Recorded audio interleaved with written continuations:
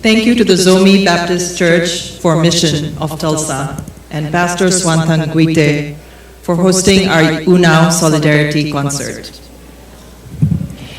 At 11 p.m. on May 3rd, my 77-year-old mother, Aichung Guite of Sipir, Mizoram, left our family home with Komonu, my sister-in-law Biakoi. She's about this short or tall.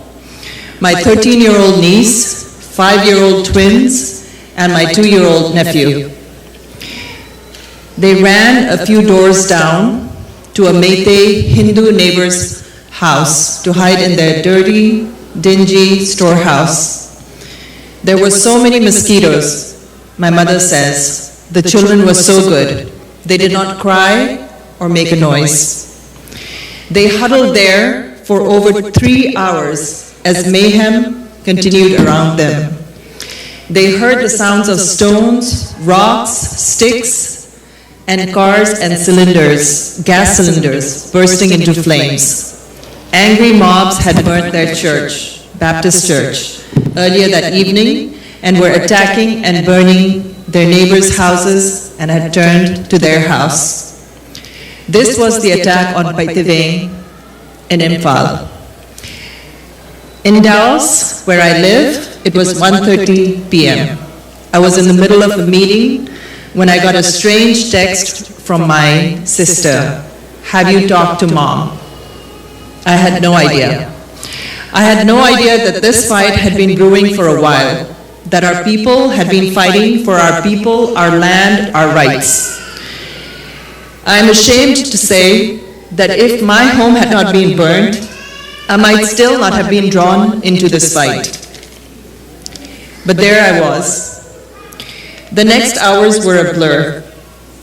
I spoke with my neighbors from Paitiveng, Kumi Tonsing of Atlanta, Georgia, and Nyang Hangzhou of Los Aptos, California, and understood the situation a little better.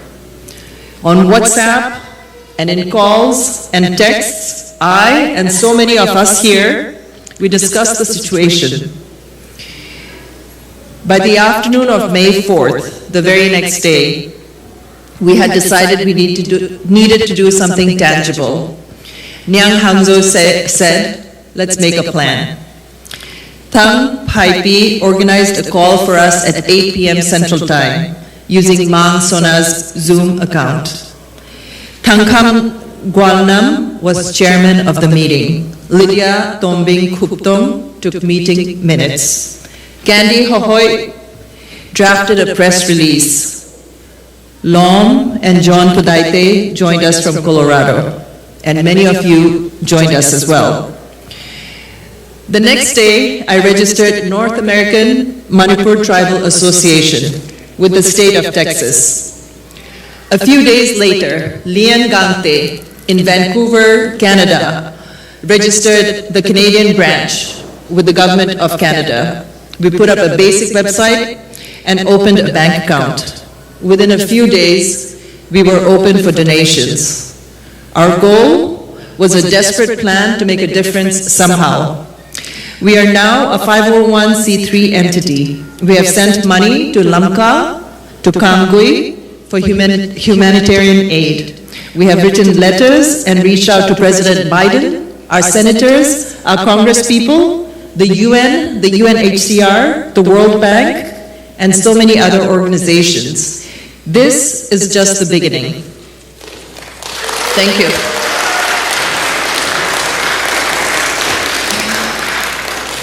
My name is Florence Nyanghoilun Guite. My married name is Lo, but I'm a daughter of the Guite clan. As the second child, also a girl, I am named after my maternal grandmother, Ningza Nyang, as is tradition. Ningza Nyang Nyanghoilun. My older sister, Mary Lomngaiching Guite, who is the oldest child and a girl, is named after our maternal grandmother, Klang Lom Lomngaiching. It is because of traditions like this and our oral history that I can tell you that I am related to all of you here, no matter what tribe or clan or family you are from. My father was the late Tangsamang Guite, Indian Police Service Officer, 1973 batch of the UP Cadre, who retired as Joint Director, Shillong, of the Intelligence Bureau. He was the eldest son of Kamkopao, who was the headmaster of the village school in Tanlon, and he himself was the second son of Hao Chin, chief of Loibual village, who was the eldest son of Go Tual, who founded Loibual village. And he was the third son of Paulun, who was the chief of Lamsang village. And he himself was the third son of Pumgo, chief of Lamsang. We're now in the 1700s. He was the eldest son of Sunmang, Mangpum, Tango, Guilun, Vumsun, Vumang, Guimang, Guingen, Tonmang, Govum, Tonlun, Manglun, Mangpi, Nuangmang, Matlun, Guisum, Botlu, Ngekmuk, Mangvum, Komang, Leimang, Chiangko, Lamlei, Tuachiang. These are all the eldest sons. And Tuachiang was the eldest son of Guite, who himself was the eldest son of Songtu, who was the eldest son of Jinlung, and he was the eldest son of Zhou. All our tribes come from this ancestor of ours. Before him, our oral traditions talk of Tungchin, Nelachao, Dialachao, Miachal, and Sanlun. For those of you keeping count, that is 39 generations. That's how far back we, not just me, all of us can trace our ancestors. This is our history. This is how we are all related. We are one people. What happened on May 3rd was an attack that had been brewing for a while from a misguided people driven by a strange and evil agenda. There are two sides to this, right and wrong. There is no gray area. History will judge those that took up sticks and weapons against innocent people, that bludgeoned fathers, mothers, daughters, and sons, that raped and burned innocent women and children. History will judge those that looked away when they could have helped, that kept quiet and did not speak against injustice. I want to share with you a conversation I had with my brother, Paukanmung Guite. He is an MPS, Manipur Police Service officer, who was posted in Tamenglong on May 3rd. This is why he was not at home when the mob attacked our house.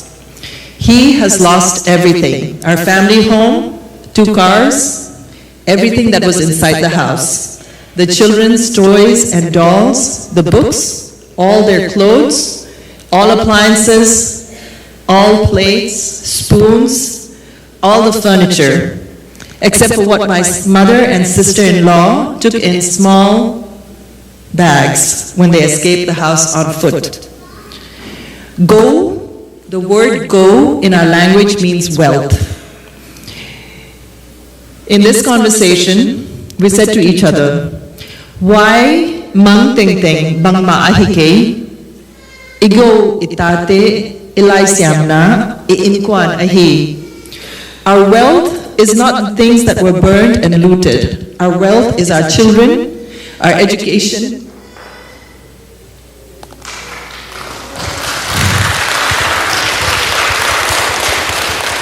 our family, our hard work, and our humanity. This is an unprecedented time for our people. This is a time for us to stand together as a family. This is our real goal, our real wealth, and our strength. Today, on this, the 22nd day of July, in Tulsa, Oklahoma, I want to declare for all the world to hear that we, the Zomi Kuki people, whether we are citizens of India or the US, we are one people, and that these rights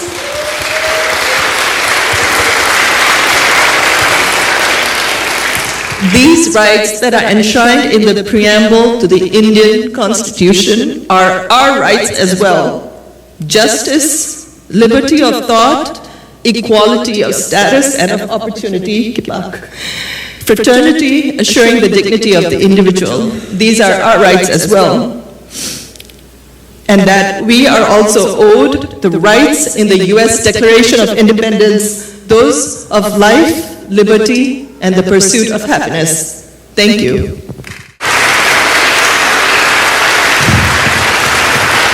Thank you, New Florence Goite. Thank you, Florence.